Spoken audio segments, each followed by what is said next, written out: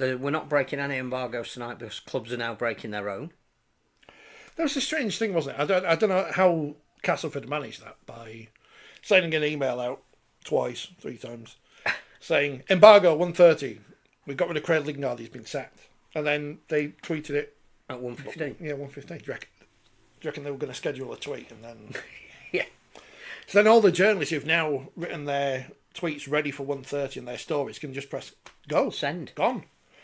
It's 5 people who will replace Danny Maguire. Yeah. Will replace Craig Lingard, even though we know it's Danny Maguire. It's a strange one, isn't it? Before we get on to Danny Maguire apparently change of replacing him. ownership as well. Yeah, well, Castleford has a change of ownership. Yeah. Has this guy got money? Does he own a DIY kitchen company? Well, he's obviously. I was going to say throwing his weight about, but that wouldn't be appropriate either. He's obviously trying to make an impression. But does he need to make an impression here? Because unlike at Wakefield, where the rights and wrongs of how Mark Applegarth was disposed of, we've been through time and time again. Yeah. But obviously, your man thought, Darryl Powell, he's available, he's famous, he's quite good, we'll bring him in. But he didn't just think Darryl Powell, did he? He thought a squad for Darryl Powell to work with. And Michael Shenton, and Danny Kerman. Yeah, and some players for the year after when we achieve. For the gentleman at Castleford, Mr. Jepson, to make a coaching change. That's your prerogative. Now you're in charge. But what kind of ammunition are you going to give your head coach? And would Craig Lingard have got something out of that if he'd have had a better squad to work with? Well, that's why it does seem quite strange, because I thought they finished exactly where you thought they would finish. They probably got as much out of the players that they had as they could have hoped. They had a turnover of players, which was what was asked for by the previous regime. I know Craig Lingard has very magnanimously come out and said it's business. That's what happens.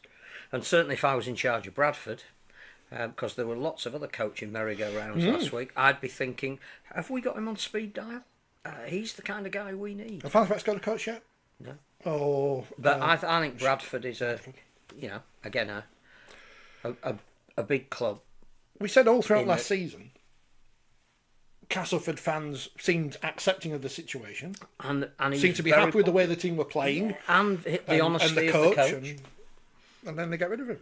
It doesn't make any sense on that level, especially not if you're going to replace him with someone who has no first grade coaching experience.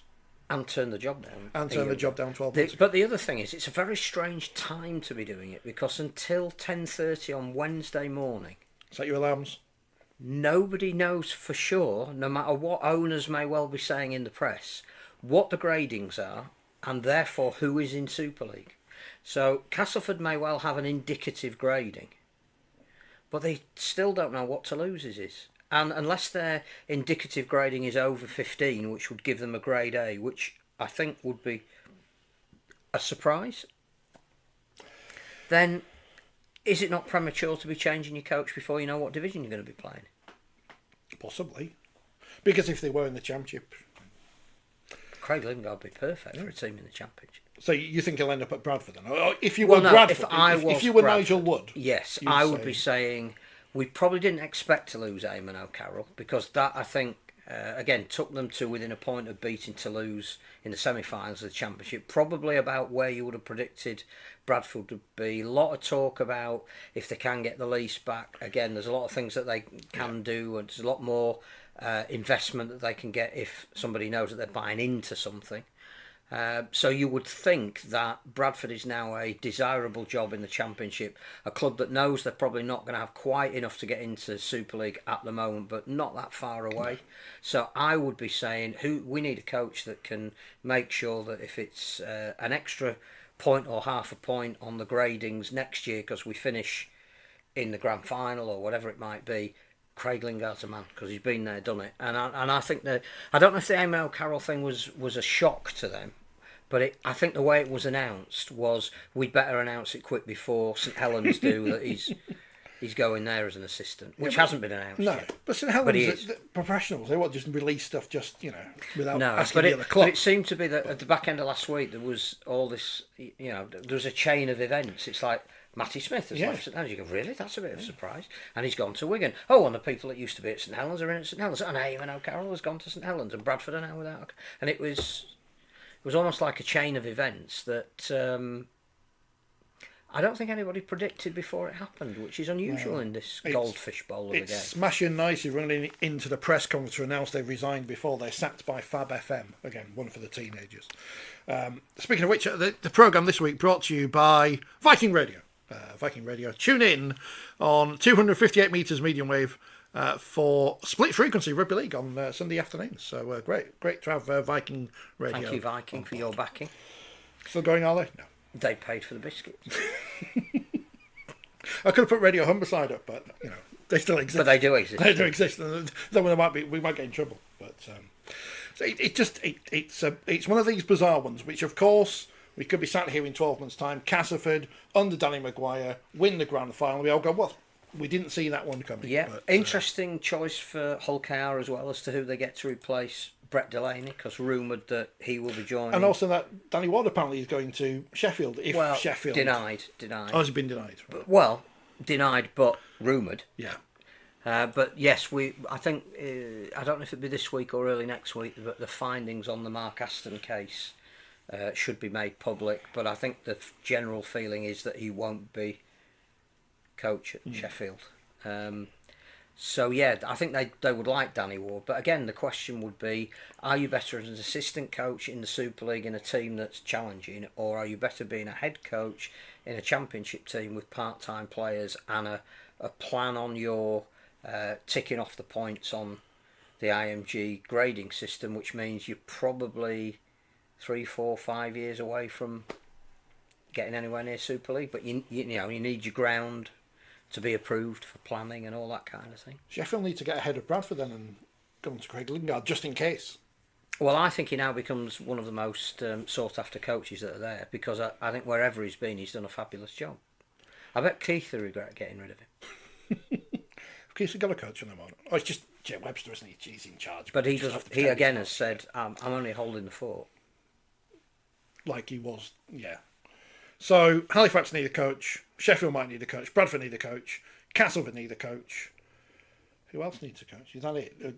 No one else has been in the time we've been on and not missed any Twitter or anything. Oh, Swinton need a coach. Swinton need a coach. Well, yeah, we knew that last week, didn't we? Because Alan Kilshaw fell on his sword after the defeat to Hunslet, who had their Mad Monday the other day. Did they? They were all in fancy dress. One of them was dressed as an Arab. Probably not the best thing to do. It might be culturally insensitive, but you do you. You do you.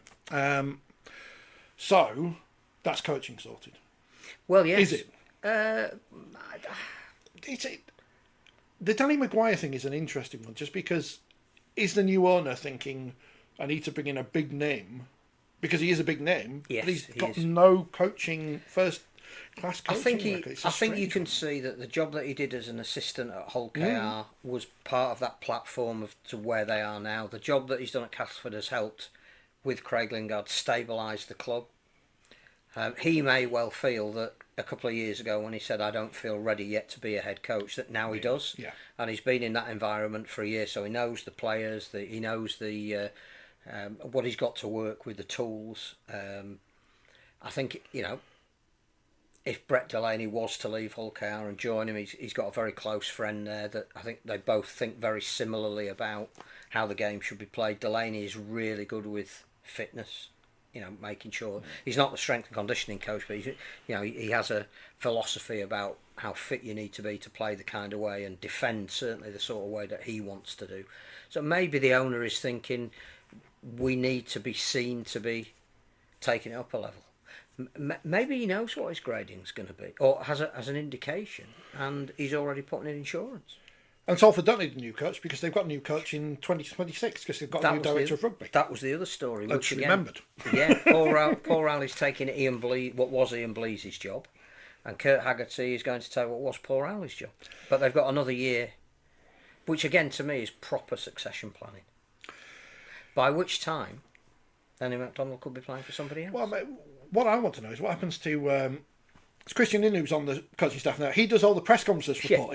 Paul really doesn't bother doing them, which is fair enough. You know. It's a very equitable arrangement. So what's Christian Inu doing? Did he get a new job? Is he officially the press conference person? He must be the assistant who does the press conferences. If Paul Rowley plays Football Manager, which one assumes he doesn't, you can get your assistant to do press conference stuff if you can't be bothered. So that's assuming that's what he does. He's gone into the settings and that's what he does. Is that all the coaching news? Well, we'll talk about Matty Smith now, because Joel Tompkins has gone to Catalans. Yes. So his role of something to do with the academy coach has gone to Matty Smith, who's so back he's gone to Wigan, and all the Saints fans who don't like him because he kissed the Wigan badge, doing all that. They're happy he's going back to do the men's academy, but obviously not the women's team. So that opened up not only another assistant coach's spot at St Helens, but also their women's team. Yeah, and now it's Craig Richards and Derek Hardman to get back to the future. Back. Well, they won all the things, so they can win all the things again next year. So it'd be interesting. Yeah, it will be. Maybe it's because Matthew Smith did he win? No, he didn't win. Did he win Coach of the Year? Yes. Yeah, people got upset because it wasn't Lindsay Anfield, wasn't it? Yes, he did. Yeah, it was so long ago, and even though there's a full list of award winners in the current issue of 4020 magazine out now, and I saw it earlier, I've forgotten all about it because I wasn't there. So why would I remember these things? Oh, Eaton's back in it this month as well. I can read that. Who does St Helens get as an assistant to replace? Well, Eamon O'Carroll. So yes, but it hasn't been. He's not going to be the women's coach. No, he's going to take Matty Smith's men's assistant coaching role. Sitting next to. Well, there's still no Lauren Fresno, is he? He's gone. But he's coaching France this week. He's coaching France. In fact, tomorrow. Like how Jason Demetrius coaching Papua New Guinea. Which is immediately why they've improved, apparently. Their win over Fiji, yeah.